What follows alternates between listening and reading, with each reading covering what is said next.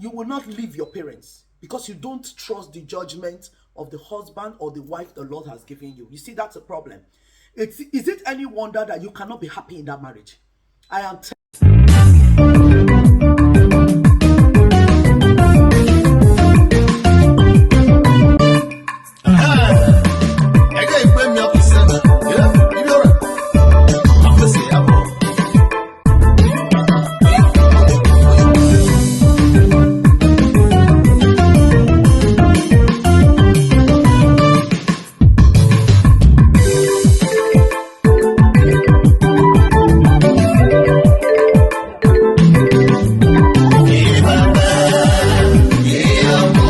Hello guys, welcome back to my channel, DearStellaTV. It's your girl Stella, and today I'm coming to you with a big banger of a topic, a very basic topic that affects a lot of marriages. African, white, well, if you are married anywhere in the world, it's an issue. Before I come to you guys, I always like to have a drink. Find yourself your favorite drink, sit back, and let us have a chat. Guys, thank you so much to my new subscribers. I appreciate every single one of you. We're at a humble 209 subscribers. I'm very grateful to every single one of you. I hope that you like my videos. Click like. If you haven't subscribed and you're watching me, please tap the subscription button and tap the notification bell so that anytime I bring out video, you'll be the first to be notified. Guys, today I want to talk to you about something truly important, but something that can really break homes. It's about leaving your father and mother to cleave onto your wife as a husband, vice versa, both ways, you know. A wife to live in the parents and cleaving onto the husband, and they become one flesh and they live happily ever after. That is what I want to talk about. I want to talk about the how of living and cleaving so that you have a full joyous and blessed marriage with your wife and your husband, and the consequences if you do not live, the consequences of not living to cleave with your husband or your wife. There are consequences if you don't do that. And if you do, you know, the importance of it, the benefits of it, you know, that kind of thing. So those are the details I want to talk about today. And the basis of this session today is from Genesis chapter 2 verse 25. When God gives a commandment, it means it's not negotiable. It's an instruction. It's a command. It's not something I have to, you have, if once you decide that I'm going to ask this woman to be my wife, once you as a woman decides that I'm going to accept this man as my husband, there is a coming together, a union that will never be truly effective, happy, joyous, united if you do not obey God's commandment of a man shall leave. Now listen to me. A man shall leave his father and his mother and shall cleave unto his wife. He shall be united to his wife, and the two shall become one flesh. This commandment does not nullify the importance of your parents in your life. Your parents had a role. They raised you up to become a matured person, a man or a woman, preparing you for the day of marriage. They have shown you, hopefully they've done their good job. You know, they've given you life skills, blood skills, you know, spiritual skills, emotional skills, financial skills, moral skills, you know, everything you need to succeed in your marriage. Now, the occurrence, there's a lot of problems and cases where the husband or the wife, but let's even talk, this commandment is for a man. It says, a man shall leave his father and his mother, and he will be united. He will cleave to his wife, and the two shall become one flesh. In other words, if you do not live, you cannot cleave, and you cannot be united. I call it the 3 stages of a successful marriage. To obeying God's word, there is a process. It's the 3 processes, 3-step process to have a united, happy marriage. Now, there are some things where you are allowed to use your initiative, where you can use your senses. This is not one of them. This is a commandment from God. Direct, not negotiable. If you want to have unity with your wife, the commandment to husbands is that you must leave your father and your mother. How do you live, you ask me? How you live is, it means the day you tie the knot and you become one with your wife, every decision you make is with your wife, not with your parents. You don't make a decision that is going to affect your wife, your family, your business. As long as it's not a family business, you have your own job. I'm assuming your wife has his job, you have your kids, or you're about to have your kids, whatever. But every major decision, whatsoever it is, starts with you and your wife, not with you and your father and your mother. Then before you come and include or tell or relate to your wife, that is not how to claim. So I'm telling you how not to claim. How not to claim is, you don't make a decision outside of your marriage. Thank God. You don't make a decision outside of your marriage concerning, I don't know, maybe your job, concerning your marriage, concerning your business, your finances, concerning, I don't know, whatever it is. The money to give out, the money to spend, how to spend, how to raise your kids, where your kids should go to school. Every basic, what to eat, what not to eat, what to wear, what not to wear, expenditure, income, anything at all that involves you and your wife, that involves your marriage, that involves your nuclear family. You cannot go and discuss it with your parents first. Take their opinion, maybe even make a loose decision or a final decision. Then you come home and tell your wife, this is how we are going to do it. That is a recipe for disaster. Your wife is going to she will not have a sense of belonging, or your husband will not have a sense of belonging. They will feel left out. They will feel excluded. Now, remember, she's the queen of the castle.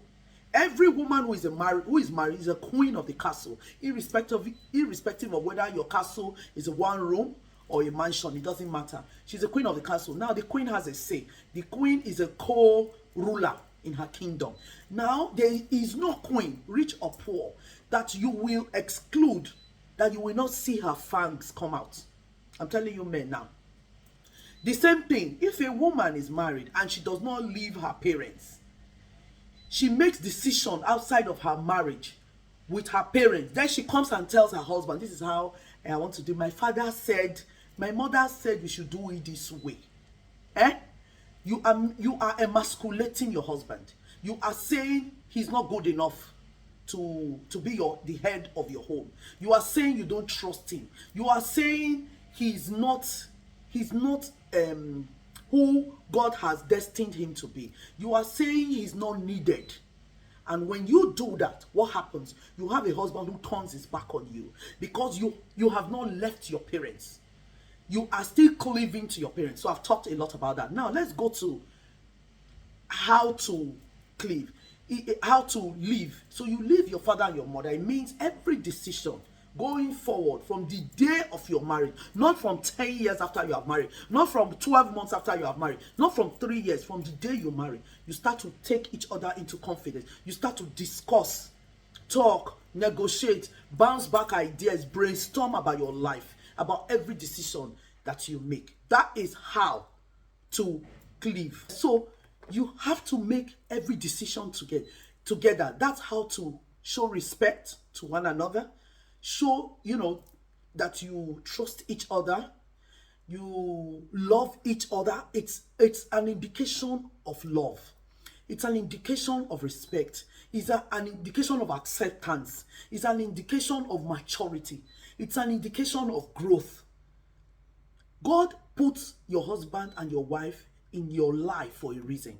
Now, if you don't appreciate the wife you have as a gift from God, then you will not leave your parents because you don't trust the judgment of the husband or the wife the Lord has given you. You see, that's a problem. Is it any wonder that you cannot be happy in that marriage? I am telling you, it's not a curse. If you go against God's commandment, there's no joy in it. Marriage is a joyful experience. It's a wonderful, spiritually fulfilling, physically exhilarating experience. But you can't have that if you do it your own way, if you do not obey God's commandment. I'm not a priest, yes, but this is a basic, principle, basic tenets of marriage. Now, what is the negative impact? I've told you already. What is the importance? The importance is as you two lives have come together from two separate backgrounds, it will take you some time to begin to agree. Don't look at that as a sign of a bad sign. No. Because both of you are from different backgrounds, raised in different way, with different experiences, different emotions, different perspectives. What happens is when you talk, when you sit down, you talk. Oh, should we do this way? Should the kids go to this school? How many kids should we have? How do we fund the projects we want to do in our lives? Long-term projects, short-term projects. Where do we get the money? Do we pull resources together? Do we have a joint account and still have separate accounts? So many everyday things. Where do I shop? You discuss it with your husband and your wife. If your husband gives you license to go and discuss it with your parents, that's fine. Or even if you discuss it with your parents, you cannot come and impose their suggestion or their decision on your husband or your wife. Do you understand? So that is about living and cleaving. In cleaving, if you do not cleave in marriage, there is a lot of sorrow, there's a lot of sadness, there's a lot of anguish, a lot of agony, a lot of tension. Once there is tension in marriage, even your sexual life goes down. Once you are not happy, you are not physically or emotionally attracted to your husband or your wife. And once all those hormones, at least for a woman, for a man, yes, they don't need any emotions to roll into bed. No. But for a woman, if a woman is not happy emotionally, her sexual drive goes down. You, as the husband, will probably be saying, oh, yeah, you're my wife. You should, allow me to have my way with you and blah, blah, blah. No, sir. Because a lot of women, generally speaking, are emotional beings. They've got to be happy. You've got to treat her like the queen. Please, husbands, I need you to leave your father and your mother and cleave to the queen the Lord has given unto you. Just try and appreciate your wife in every way, especially a woman who has given birth or taking care of your children, like your stepchildren. I mean, some women have, stepkids. If you have a woman who takes care of your stepchildren, she's good to them, appreciate her, value her. She's a red gem.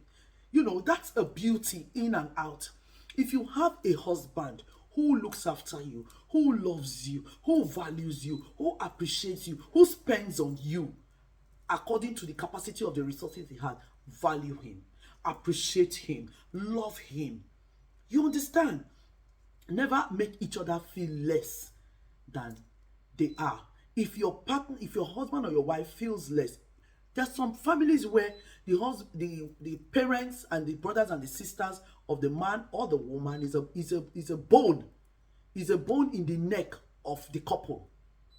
They are a problem. What you do is you gang up against them. You fire them with prayer. You pray that God will pray that they will faith, that you will give us favor in the eyes of all those who war against us, who we have no favor in their eyes. Give us favor in their eyes. If not, guys, hold on to each other, love each other, and just ignore what the world says. If your parents, for example, don't love your wife, it doesn't give you an excuse to now become mean to your wife. No. Remember the instruction. Genesis 2:24. Husbands, leave your father and your mother, you cleave to your wife. It is your job. Pray for God's wisdom to help your parents to love your wife, or to pray that your parents will love your husband. If they don't, give them space. I'm telling you, this is practical reality. Give them space. If it's the kind of parents that you see every day, give them space until they miss you. They miss both of you. It's not the one that your wife will give them space, you husband will keep going, or the husband will give them space, you wife will keep going. No. You have to be united in your decisions. That is how to wage the war and win through the grace of God. Of course, with prayer. You know, it's with prayer now. I know everything I do is with prayer. But I'm telling you, practical reality. It is not all the time. The Bible says that as much as it is in your, you are able to, that you should live in peace with all men and holiness, without which no man will see the Lord. So it is not good enough to hold grudges. That's not what I'm saying. But you can pray that God will give you the grace not to hold grudges, and give those who find you annoying or just don't like you, no matter what you do, you're not good enough for his parents or his family or his brothers and sisters or whatever. You can pray them to love you. Before that, give them space. There's no use fighting, but it has to be your joint decision. For anything to work in your marriage, it's usually good if it's joint. If it's not joint, pray. Pray that God will favor you in the eyes of your wife or in the eyes of your husband, until both of you are so united. Even his parents cannot come near. It is biblical. His parents cannot come. Because if you are united, if you cleave to each other, you have God binding that cord to a threefold cord. Ecclesiastes says that a threefold cord cannot easily be broken. The problem why marriages break and there's a lot of tension and disharmony is that the couples themselves are not united. That is the basic problem. When you are not united in your marriage, husband and wife, it is easy for third party, father, mother, brother, sister, sister-in-law, mother-in-law, friends and all that. It is easy for that cord to be broken. If you forget anything else, don't forget this cord. When a man, husband and a wife come together, they cleave unto each other. When the priest joins them together, they before God, in a covenant relationship called marriage, is a threefold cord. And if the Bible tells you that it cannot easily be broken, it cannot easily be broken. The way to break it is you, husband or wife, that can, if you separate like this, instead of cleaving in every decision, in everything you do, even when you don't agree, cleave together, unity, in prayer, have each other's backs. If a husband or a wife goes this way, even if the husband is standing and the wife makes decisions outside of the husband, what happens? Can you see that? And once there's a gap, what happens? Satan comes in through father, mother, brother, sister, through anybody, and it splits it, and there's a break. So today I pray, and my prayer for you and for me is that husband and wife will cleave to each other, will unite in marriage. Make God the head of your home. Make God the center of your heart, the center of your home, and in your relationship with each other and with your children. Pray every day. Pray until something happens. Whatever challenges you encounter, pray until something happens. So I pray that today, that men, husbands, you will leave your father and your mother, and you will cleave unto your wife, and the two of you shall become one flesh for eternity. In Jesus' mighty name, I've prayed with thanksgiving.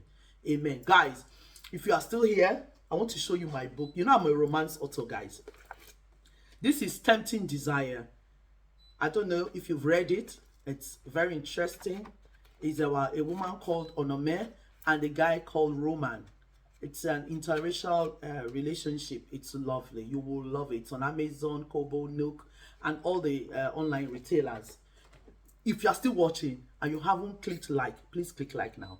If you don't click like, YouTube will not show it to so many people. And a lot of people need to hear all this counsel from the throne of grace, by God's grace. And subscribe if you haven't subscribed. And if you have, thank you. And click the notification bell so that you'll be the first to be notified. And leave me a comment. I read every comment and I respond. Share it to everyone you know is married, and even those that are not married, we need to prepare them as well to the singles. So until next time, it's your girl Stella. Have a blessed day. Bye. Something even the blind can see. Can you show me some emotion? I can deal with second best, but your words